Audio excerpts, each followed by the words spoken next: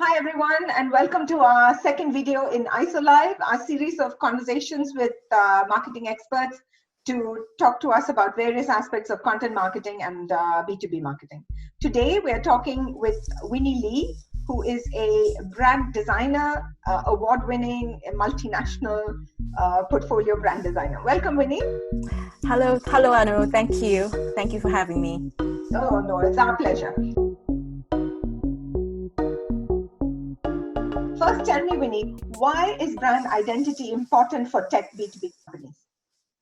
Well, actually, brand identity is important for all types of businesses and organizations, and not just for tech B2B companies. I think a good brand identity reflects what the company offers, examples, the services and the products, its culture, and also its personality. Mm-hmm. It's a shorthand articulation of what the company is, a way of differentiation from their company, and a promise to their audience or customers. It also builds value and reputation, and is considered to be one of the most valuable company assets. So strong brand identity will help brand equity through recognition, awareness, and customer loyalty. I think that what you're saying is very powerful, because this is the era of Shutterstock and WordPress, where you almost find that many tech B2B companies have almost the same look. It's the Shutterstock stock image look on their websites and all of their collateral. So I think it's really important. But tell me, what exactly are we talking about when we say brand identity? What is brand identity? Firstly, we have to ask, what is a brand? To me, is the DNA, the essence of a company or product or service. So what is the promise? And hence brand identity is the look and feel, the tangible part of a brand that showcase the essence or the DNA of what the company is about and what it could deliver. It is made up of elements such as logo, typography, color, imagery, sound, motion, and even smell. Oh. And when they work well together, they will form a distinctive and memorable identity in the mind of their audience or their customer. And its aim is to build awareness and to extend customer loyalty. That's very powerful. I mean, one tends to think that it's the words that affect people's mindset, but it's actually, 70% of your decision is made once you see something without even bothering to hear, what it's saying. So you're absolutely right. I think people need to focus very strongly on brand identity, even when they are selling a content heavy or a detail heavy product. Yeah, absolutely right. But let's say that a company in the tech B2B space, they've been going, they're not a startup. So they have some identity and they want to reshape it. How do you go about this process? It seems like a really big and heavy process. Is it really? Yeah. Well, there are a few important steps to follow. First of all, the very important one is to identify why the need to reshape their brand identity. So firstly is to do a research, conduct a brand audit to see what works and what doesn't work with its current brand identity, as well as a competitive audit that looks at their competitors' brand. It could be done through conducting research. Usually that will give you an idea of whether or not to take an evolutionary or revolutionary approach. And what I mean by that is for evolution, it means updating or invigorating the identity so that it has some sort of a recognizable element that reflect or bring up to speed to what the company stands for. And revolution means to scrape the current identity. Perhaps it's not relevant anymore, or perhaps, there's been a change in the brand name, and to completely create a totally new identity to reflect, what the current company stands for. It reminds me of the Michelin Man, right? When the Michelin Man used to be so fat and he was streamlined to sort of, is that the kind of thing you mean? Yes, that would be more evolutionary. So even the graphic style, the illustration style has been, modernized and made contemporary. Mm-hmm. Yes. Okay. And step 2 is to make sure that everybody's on board. So all the internal stakeholders, example, the board of directors, the investors and employees should be aware of the upcoming change, get them involved and share their thoughts throughout the process, because they will be using the refresh identity. And they are one of your most important brand ambassador. So emphasize why the rebrand is necessary and how the rebrand will benefit the company and also them. No, you're absolutely right, because it's surprising how many of the brand identities, the marketing team just does it in isolation and then just announces it to the company, and people are quite often very strongly wedded to the way the brand looks, and there can be the risk of pushback, and then some people use the old, some people use the new, and it's just chaos. Yes, no, exactly. And also I think it's terrible, especially in the instance where some of the employees might not even like the new identity, or they don't understand it. So, they might even badmouth it or use it wrongly. So that's really bad for the brand. It's very important to get it, even if it's a question of positioning or many of the other aspects that affect the brand. It's really important to get all the stakeholders on board. Absolutely. That's right. So, and on that point, step 3 would be to identify their USP. What is the unique selling point and their brand promise? And then developing and clarifying their strategy, and also helpful to know what might appeal to their customers or their clients and make them stand out from the competition and in the industry niche. Step 4, list all the brand touch points that might be affected by the brand identity refresh. So for example, it could be website, stationery, presentation deck, advertising, marketing collaterals, packaging, etc. Because every touch point is an opportunity to increase awareness and build customer brand loyalty.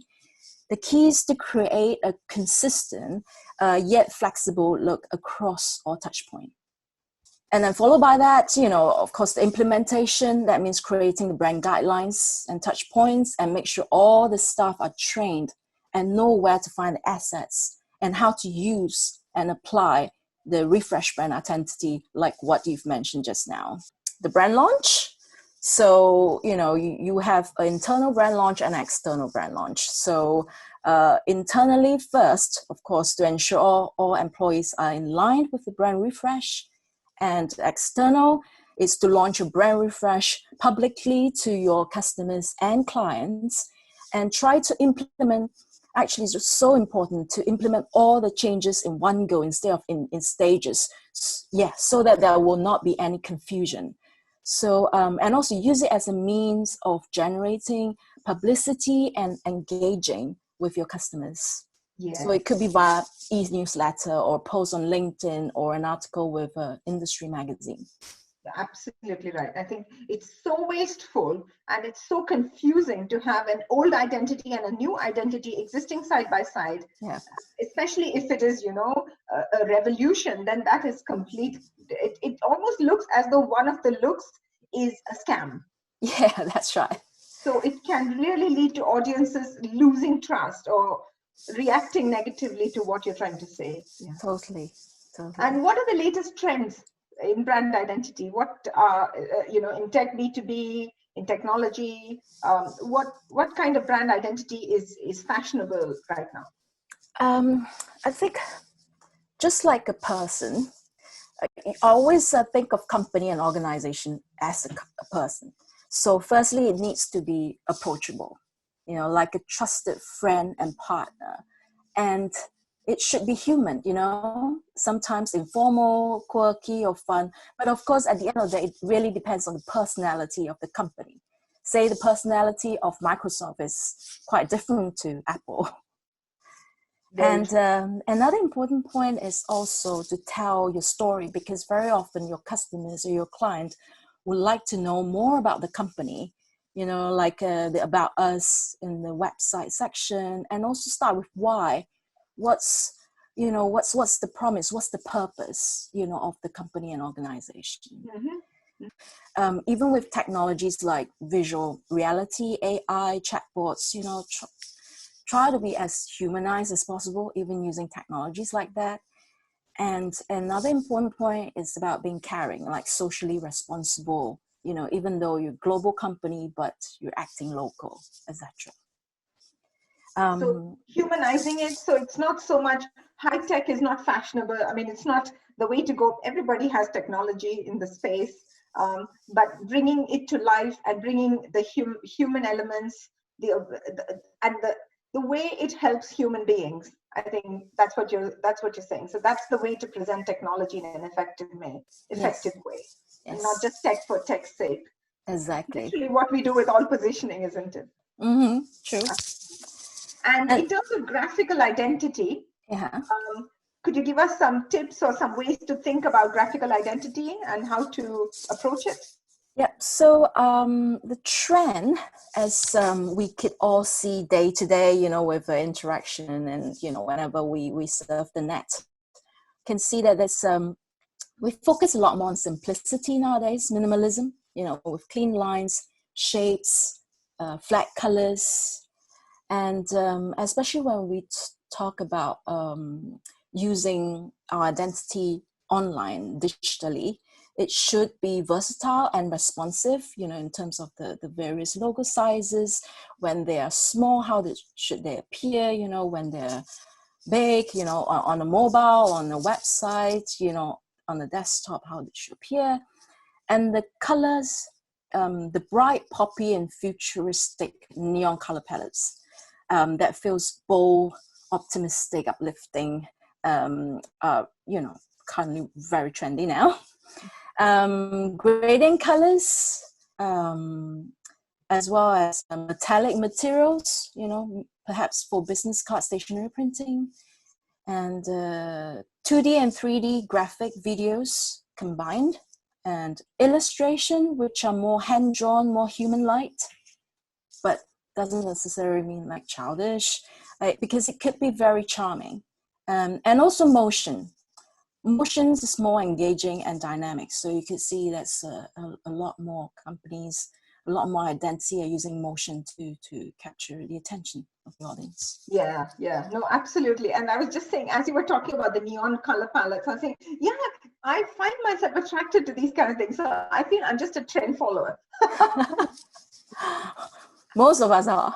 Well, I'd like to think I'm not, but sadly I am. So we need just to close with, tell us some examples of brand identity that's beautifully executed and really does the job. So I have a few favorites. So as a designer, I think this is not unfamiliar.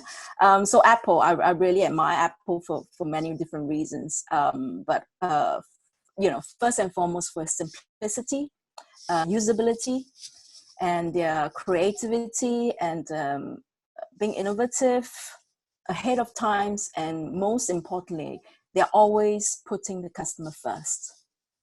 Airbnb, their look and feel, they're very approachable. They have this warm feeling.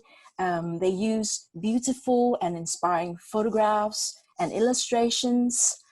And personally, I use Spotify a lot for listening to music when I was working. So I find the app user experience really intuitive, and it's so simple to use, and it's fun. So these are my 3 favorites. These are a few of my favorite things. Exactly. I love Sound of Music too. They're all simple actually, and just bring out the ethos of the brand promise. Like in Apple's case, it's a simple user experience, but just absolutely top in quality, and that's exactly what the design says as well. It's just very simple and top. And Airbnb, the whole essence of the brand is warmth and hospitality. That's what Airbnb is all about. So, so it's just so simple when you look at it, that you just have to absorb those principles of positioning and really roll it out visually. That's right. And another thing to note about Airbnb is because they are actually one of the first company that hire professional photographers to actually go into, you know, like your home or your commercial property to take pictures for you, because they understand how important it is, you know, to have beautiful imagery. I didn't know that. Excellent. Well, Winnie, that was absolutely inspiring, and as always, I'm blown away by how much you just know about this kind of thing. It's been a real pleasure talking to you. Thank you, Thank you Anna. very much for joining us today. Thank you, everyone. Well, thanks everyone for listening. That was IsoLive in conversation with Winnie, brand designer and an expert on brand identity for tech B2B brands. Tune in for our next interview, which is going to be on email marketing.